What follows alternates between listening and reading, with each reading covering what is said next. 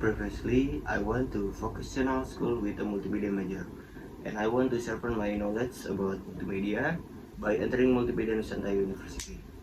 Because with my research at various university, Multimedia Nusantara University is the best multimedia major.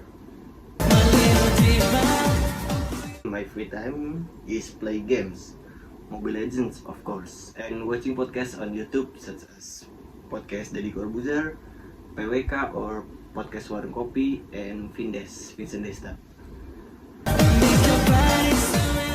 My type of house a swimming pool in the yard and has two floors for my children in the future. I want to have a house that has a large garden and clean air without pollution.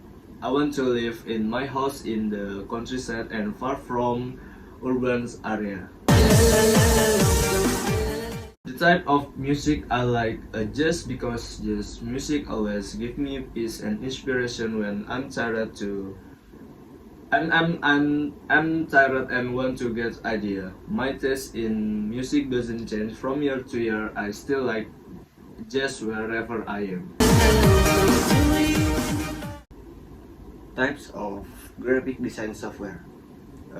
In this image, we see a well-lit modern workspace, perhaps an office or design studio.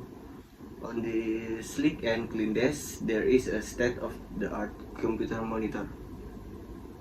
The focal point of this photo is the monitor screen and color palette. For the most frequently used type of graphic design software, namely Adobe Photoshop, Illustrator, InDesign, and After Effects. This Adobe Creative Cloud application is famous for its versatility and it's widely used by graphic designer. The screen exudes a professional yet creative vibe, reflecting the dynamic nature of the design work. It's as if the person working at this desk is the conductor of a visual symphony. Using these software tools to component stunning designs, this photo offers a glimpse into the tools that designer will to turn their creative visions into reality. The photo above is of a designer who is making a rough sketch to make one of the design that will be made. The rough sketch is very useful to help the designer when he wants to design. Rough sketches allow designer to depict their initial ideas quickly and without complicated details. Details that help them communicate basic concept to teammates or clients. With sketch, designer can easily explain their idea before they do more detailed design work.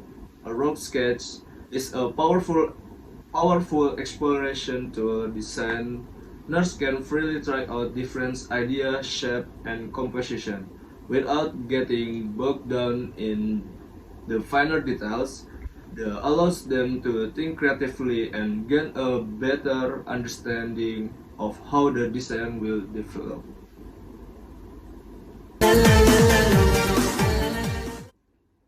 So, when it comes to being a designer, I think the most important thing is to have creativity. You have to think out of the box and come up with cool and fresh ideas. Of course, creatively is like the secret sauce of design. But it's not just about coming up with idea. You also have to be a technology expert to make this idea a reality. So becoming an expert in design software is must. You're absolutely right. Talking about skills, communication is important. It's not just about understanding the client, but also being able to explain your ideas without complicated jargon. Well, you can just speak designer language all the time. Clients and users need to understand what you are trying to say. And when if it comes to typography, it's not just about font. It's about making words look awesome. Of course, fonts can set the mood and tone of design, but it's also about paying attention to the little things. Details make or break a design. I should also mention problem solving. Design isn't just about making beautiful things. It's about solving visual and functional problems. It's like being a design detective. I love that. A design detective, and don't forget time management. It's like a juggling act when you have multiple projects. Must meet that deadline. Absolutely. Now let's talk about specialization. I'll I learned towards UI UX design. It's all about making apps and website look great and user friendly. How about you? Cool, UI UX. I prefer motion graphics. Creating animations and visual effects for videos and websites excites me. Motion graphic are cool, but they are a lot of area to specialize in. From illustration to 3D design is a wild world of design out there. Of course. And did you know? Even if you're specialist, it's also good to be an expert in any field. Being versatile keeps your creativity flowing. Yes, it's like having a lot of tools in your design toolbox. You can set up the right one for any creative situation. So what are you going to design tools? Adobe Illustrator, Adobe InDesign, because I prefer layout designs. How about you? I'm a big Adobe fan. Photoshop, illustration, your name it. They are like my best friends. Good. Different strokes for different folks, right? That's that, that's what makes the design so interesting. We're like superheroes in the visual world, creating cool things every day. Hey, what do you think about the media's impact on our everyday lives? Do you think it's significant? Absolutely. The media has a huge impact on us. I mean, it's everywhere. TV, social media, news website, it influence our opinion, what we buy, and even our belief. You've got a point there. It's hard to escape the media's reach, but do you think it's all negative? Or are there positive aspects too? Well, it's a mixed bag, right? The media can educate, inform, connect us, but there also sensationalism, bias, and the potential spread misinformation.